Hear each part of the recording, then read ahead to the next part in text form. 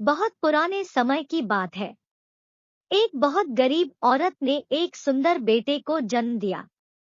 उस बच्चे के हाथ पर नीले रंग का एक बड़ा सा दाग था, जो पंडितों के अनुसार उसे भाग्यवान बना रहा था।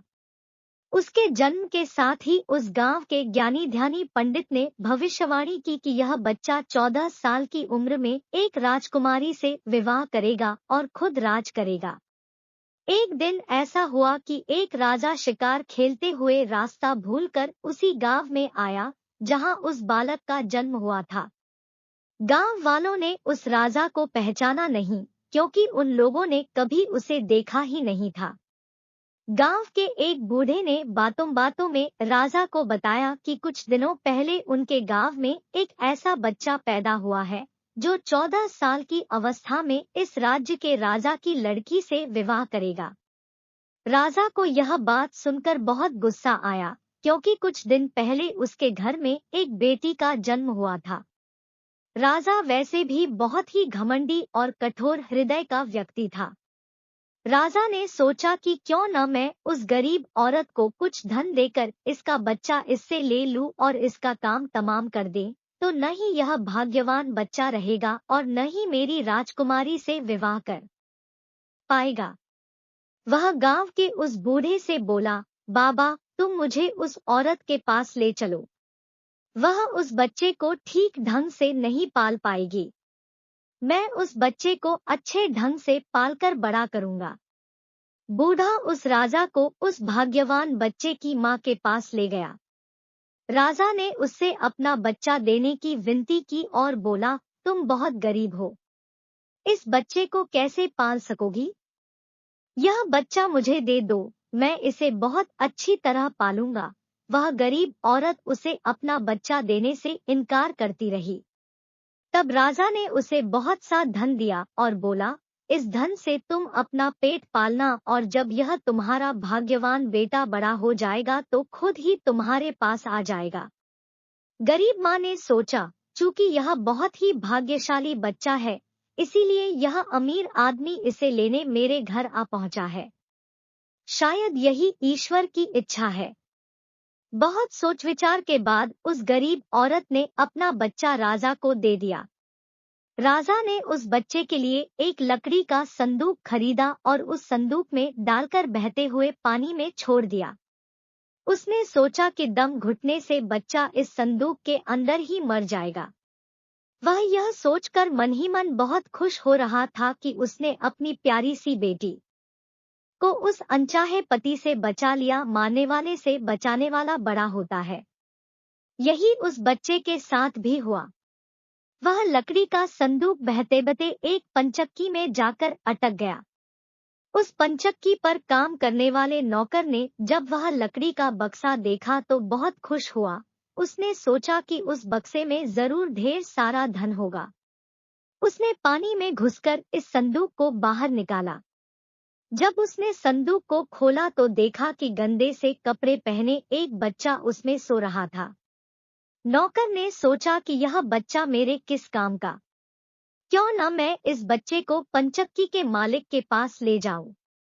वह जरूर इसे अपने पास रख लेगा, क्योंकि उसका अपना कोई बच्चा नहीं है। ऐसा सोचकर वह नौकर उस बच्चे को अपने मालिक के पास ले गया। पंचक्की का मालिक उस बच्चे को देखकर बहुत खुश हुआ। उसने सोचा कि शायद ईश्वर ने उसकी पत्नी की प्रार्थना सुन ली और इस बच्चे को उसके पास भेज दिया। उन दोनों पति पत्नी ने बड़े प्यार और लगन से उस बच्चे को पालना शुरू किया। जैसे जैसे कह बच्चा बड़ा होता गया, उसके चेहरे पर तेज आता गया। उसे कोई भी देखता तो देखता ही रह जाता। एक दिन एक घटना ऐसी घटी जिसने उस बच्चे के जन्म के समय की भविष्यवाणी को सच्चा सिद्ध कर दिया। राजा किसी काम से उसी रास्ते से बाहर जा रहा था जिस रास्ते पर वह पंचक्की थी। रास्ते में अचानक बहुत बड़ा तूफान आ गया, तो राजा को उसी पंचक्की के पास रुकना पड़ा। राजा ने उस सुंदर से युवक को दुकान पर बैठे देखा तो उस पंचक्की के मालिक से पूछा, क्या यह तुम्हारा बेटा है? यह तो बहुत ही सुंदर है। चक्की का मालिक बोला, यह मेरा बेटा ही है, क्योंकि हमने ही इसे पाल पोस कर बड़ा किया है। आज से करीब 14 साल पहले यह बच्चा हमें एक लकड़ी के संदूक में मिला था। राजा को पुरानी बातें एकदम ताजा हो गई। उसे चक्की के मालिक की बात सुनकर बहुत आश्चर्य हुआ कि वह बच्चा, जिसे वह अब तक मरा हुआ समझ रहा था, अभी तक जिंदा है। उसने उस लड़के को खत्म करने की तरकीब फिर सोची। वह पंचक्की के मालिक से बोला, क्या आप इस लड़के को मेरा एक काम करने की आज्ञा दे सकते हैं? मैं रानी के पास एक पत्र भिजवाना चाहता हूँ। यह पत्र बहुत ही जरूरी है।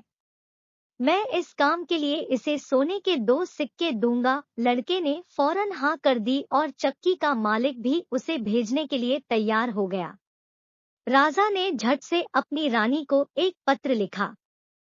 उसने लिखा, जैसे ही यह लड़का तुम्हारे पास मेरा यह पत्र लेकर पहुंचे, तुम इसे मरवा देना और महल से दूर दफना भी देना। यह सब कुछ मेरे वापस आने से पहले हो जाना चाहिए। इतना लिखने के बाद उसने मुहरबंद वह पत्र उस लड़के को दे दिया। लड़का उस पत्र को लेकर राजमहल की ओर चल दिया। वह आज तक अपने घर से कहीं बहुत दूर नहीं गया था। आता राजमहल का रास्ता नहीं ढूंढ सका और जंगल में ही भटकने लगा। शाम ढल चुकी थी, तभी अंधेरे में उसे दूर से रोशनी आती दिखाई दी। वह दौड़कर उस रोशनी की तरफ गया तो देखा कि वहां पर एक छोटा सा कच्चा घर था। उस घर में कोई दरवाजा नहीं था। जब वह उस घर में घुसा तो उसने देखा कि एक बूढ़ी औरत आग जलाए बिल्कुल अकेली बैठी है। वह औरत उस लड़के को अपने सामने देखकर डर गई। उसने लड़के से पूछा, बेटा, तू कहाँ से आ रहा है और तुझे कहाँ जाना है? लड़के ने जवाब दिया, मैं पास के गांव की पंचक्की से आ रहा हूँ और रानी माँ को यह खत देने जा रहा हूँ, पर मैं इस जंगल में अपना रास्ता भूल गया हूँ। रास्ता ढूंढते ढूंढते शाम हो गई। अंधेरे में मुझे यही घर दिखाई दिया, इसलिए मैं रात गुजारने के लिए यहाँ आ गया। उस बूढ़ी औरत को उस लड़के पर बहुत दया आई, क्योंकि वह डाकुओं के ठहरने की जगह थी और वह बूढ़ी औरत उन डाकुओं की नौकरानी थी। उसे डर था कि अगर डाकुओं ने उसे देख लिया तो उसे मार डालेंगे।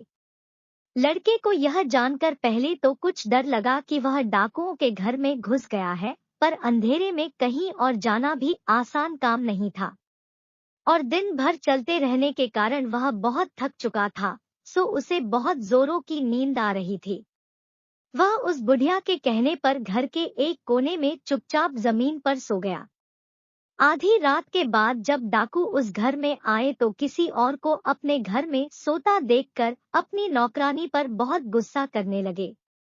बूढ़ी नौकरानी ने उन्हें सारी बात बता दी और वह चिट्ठी भी डाकुओं के सरदार के हाथ पर रख दी जो उस लड़के ने उसे दिखाई थी। राजा की मोहर देखकर उन डाकुओं को उस चिट्ठी पर कुछ शक हुआ। सरदार ने बड़ी सावधानी से उस चिट्ठी को खोलकर पढ़ा तो सोते हुए उस लड़के पर उसे बहुत तरस आया। उसने उस चिट्ठी को फाड़ दिया और एक दूसरी चिट्ठी उसमें। आगे की कहानी दूसरे भाग में सुने।